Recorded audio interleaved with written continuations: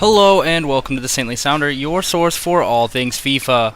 Alright, so today we're going to take a look at an oldie, a goldie, an in-form player this week who I think is going to surprise a lot of people as reviews start to come out, as people start to use him. He's only 20,000 at the moment.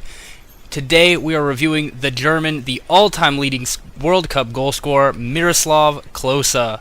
Now you might be thinking, I can't use Klose, he's not fast, but look at the goals record he racked up for me. In 15 games, he had 22 goals and 4 assists. Now, the important thing to note, and it can be verified on my Twitch stream, is that he had one 5-goal game that was discounted because of an EA disconnect at the end. So really, his tally in 15 games is 29 goals and 4 assists, which puts him almost at 2 goals per game, which would actually make him the highest point per game total of any player I've used.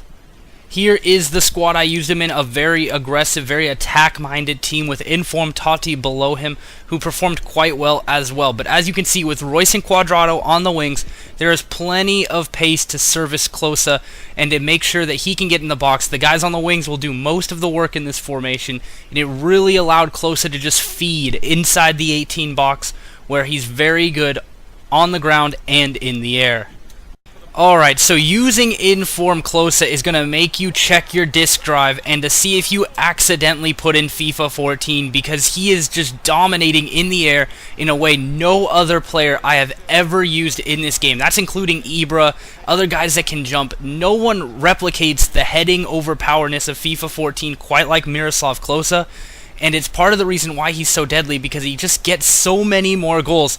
Here, look at his positioning, get in the right spot, and he just uses his head to go in. If it touches his head, it is going in the goal. He has immense jumping, over 90 jumping, 90 plus heading accuracy, and it really shows in game. And I think if that was the only thing he could do, and as you're going to see here, he's a danger on corners, but if heading was the only thing Miroslav Klose could do, he'd be worth 20,000. That is just how dominant he is in the air.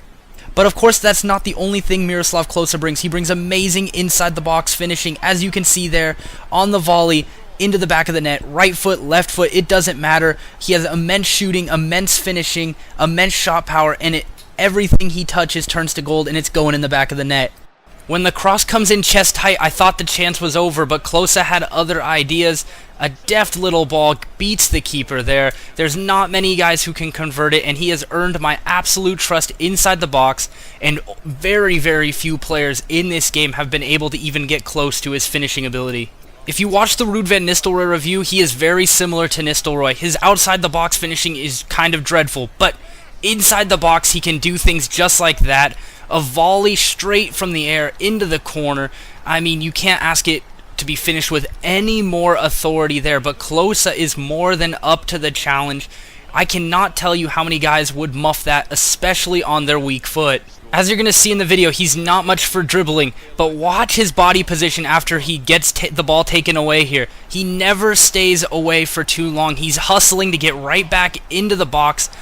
And if once didn't work, the second time, where he doesn't have to do too much but get his right leg on it, he does a nice little flip before scoring. Again, so composed, so awesome. One of the best inside-the-box finishers in the game. I can't say it enough. He's got incredible top 5 heading, top 5 finishing, and for only 20,000, I don't think you can honestly find a better bargain in the entire game at the moment. Here you're going to get a little bit of a glimpse of his interplay here. As you can see, there he is on the ball, playing a nice 1-2, dishes it off again very nicely. He has decent passing for a striker, but it's always should be your goal to get him back the ball, because once again, so composed, so calm inside the box, and that made my opponent quit, which of course made my day a little bit better. Here was his only breakaway. He does not have very much pace, and it's going to take something like this for him to be able to stay away. He is not a sweater. He is not going to outrun very many people. Here he had a 15-yard head start and almost blew it. Luckily, he was able to get inside the box before he got caught. He can be a little clumsy on the dribble. He will get pulled over quite a bit. He's not the strongest, but if you can just get enough space for him to swing his leg on it, he's going to score a lot. And the final two clips here, one is a cheese ball, one's a nice through ball, but I'm including them because they highlight the ability Klose has to take over a game, and it's all down to the finishing, heading, and decent passing. He had 5 points in this game on the way to a 7-1 win. He had 3 goals and 2 assists, including this dime little through ball to Royce. I mean, you can't expect 5 points out of any players in the game, and for 20k to have that ability is an incredible bargain. Alright, so the final breakdown, I give him an 8.5 out of 10, which is very good. If he had even a little bit more pace, he'd be even higher. He's just not going to fit as many styles, especially if you like to skill run. He only has 2-star skills, which I gave him a 7.5 in that department as well.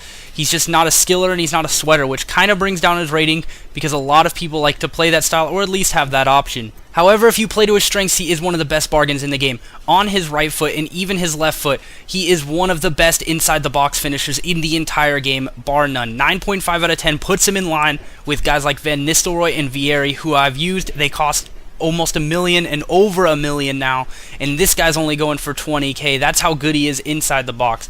Outside the box, very pedestrian. I have a feeling you would score one from range. I did not. He doesn't feel horrible, but there's just not a lot of power for some reason in his long shots, and he's never going to finesse it in.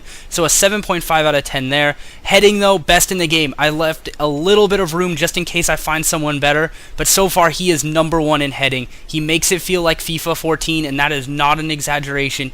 He just gets his head on absolutely everything. If you're even half talented at headers, he's going to be worth your time because he's going to score you probably a corner every other game at the very least. As you saw in the clips, his chance creation for others isn't poor. I give it a 7.8 out of 10, which puts him above average for all players, which is really, really good for a striker. It's very rare to find a striker that can play through balls with confidence. Klose can be inconsistent, as I said, but overall, he's okay if you want to work him into a passing scheme type game. Alright, so if you found this interesting or helpful, like and subscribe. I'm on Twitch at the Saintly Sounder and on Twitter at the Red Death 329 if that's your thing. If you like this video, share it with your friends.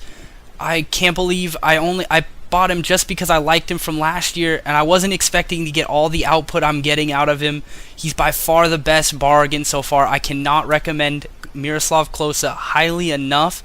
His In-Form is truly one of the best In-Form cards I've used in the game. Anyway, until next time, see you on the pitch.